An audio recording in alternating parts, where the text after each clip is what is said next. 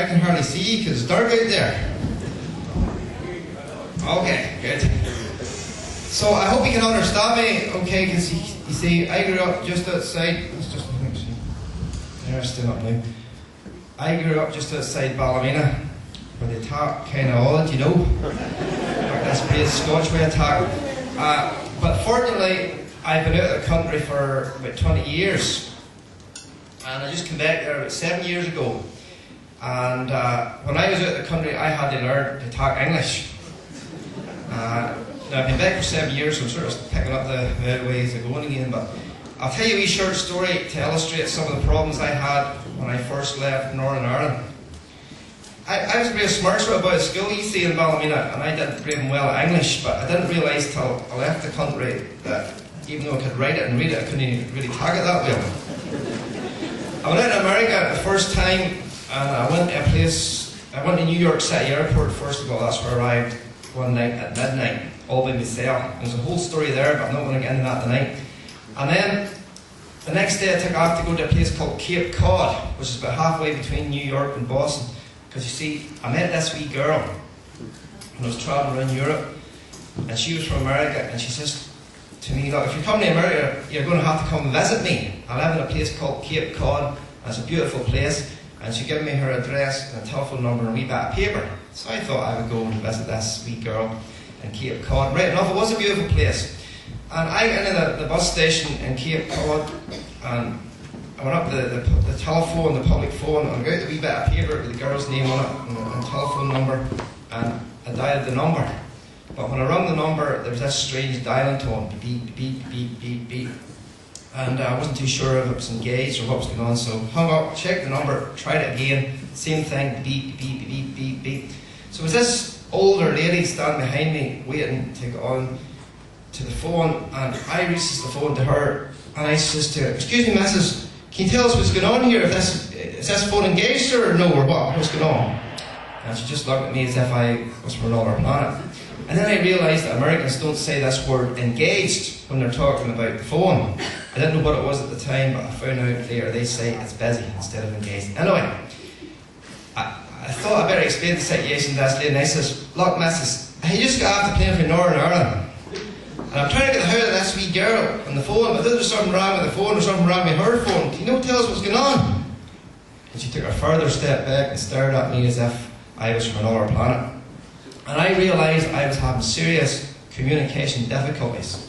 So I thought back to my school days growing up in Ballymena and to the proper English that they tried to hammer into me in those days. And in the best English that I could speak at the time, and as slowly as possible, I explained the situation to this lady one more time, and a big smile came to her face, and she stepped forward and she goes, you speak into this end here. Well, that was when I realised I was going to hit a day something the way I talk, so I've been working on it ever since. It shouldn't be a problem tonight, you know, but it's not everybody that sort of appreciates this rich Ulster-Scots way of talking that we have in Ballymena, or actually the town of Ballymena is more or less gone, but outside Ballymena some folk still talk real Scotch. But a lot of folk are embarrassed about it, you see. I think it's a lot to do with it, the fact that they did try to hammer it at us in school. And just a wee story to illustrate what I'm talking about. There's a place just outside Ballymena called the Galgore Manor. You've probably all been in it, you know. It's a very grand place. Not the sort of place I would frequent too often, mind you, but I happened to be in there a couple of years ago. There was this buddy came down from Belfast, and he wanted to meet with me. He was at some big conference, and he wanted to have a yarn with me in the afternoon. So I met him in the lounge at the Galgore Manor, me and him sitting talking, and I noticed these two older ladies. I've got lots of stories about older ladies. They walked in, and you couldn't help but notice, but this one lady was wearing a very expensive looking fur coat. Anyway, these two ladies came over and sat down near where we were sitting, and they were talking quite loudly, so you couldn't help but overhear their conversation. And the lady who'd been wearing the expensive fur coat, she was going on about how wonderful her husband was. And she says, you know, my husband is so good to me. About once a week, he brings me in here to the Galgore Manor for dinner. And the other lady goes, oh my, isn't that so nice? And then she says, oh yes, my husband is just wonderful. You know, last month, for my birthday, as a special treat, he took me over to America for a wee holiday, over to a place called Florida. And we stayed in this wonderful hotel in a place called Orlando, and every night of the week that we were there, he took me out to the most expensive restaurant that he could find. You know, it really goes, oh my, isn't that so nice? And he says, oh yes, you know, my husband is so good to me. Next month for our wedding anniversary, he's going to take me on a world cruise. You know, it really goes, oh my, isn't that so nice? And then she says, now tell me, Mrs. Smith, does your husband ever do anything special for you? And Mrs. Smith goes, oh yes, my husband is very good to me as well. As a matter of fact, this year he's been treating me to a course in elocution lessons. And the other lady starts to snigger. And she says, what possible use can elocution lessons be to a lady of your age? She says, well, before I started to take elocution lessons, whenever I would meet someone like you, I used to say to them, I would just shut your dick, would you, and stop gancing for you're nothing doing one bit. And now I just say, oh my, isn't that so nice?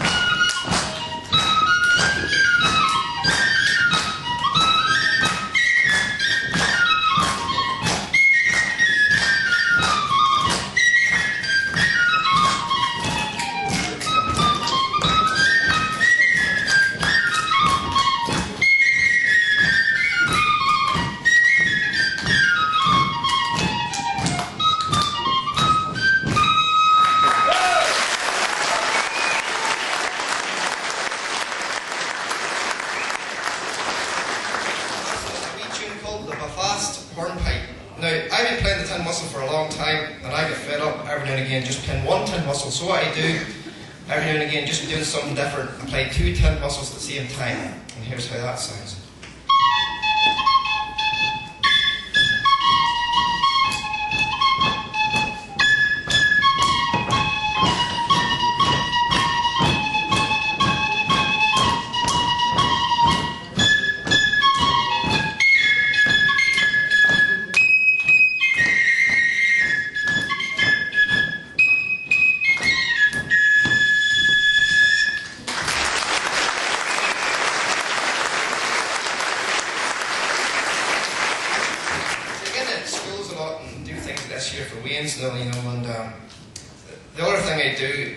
To show off the fact that I can play the tin whistles up my nose.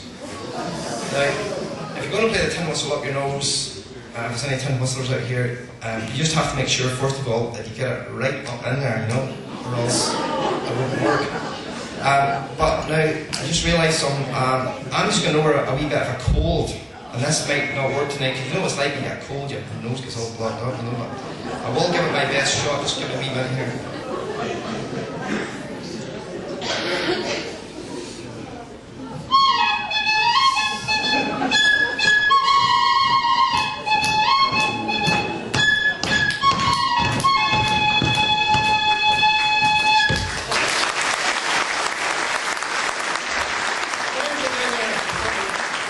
We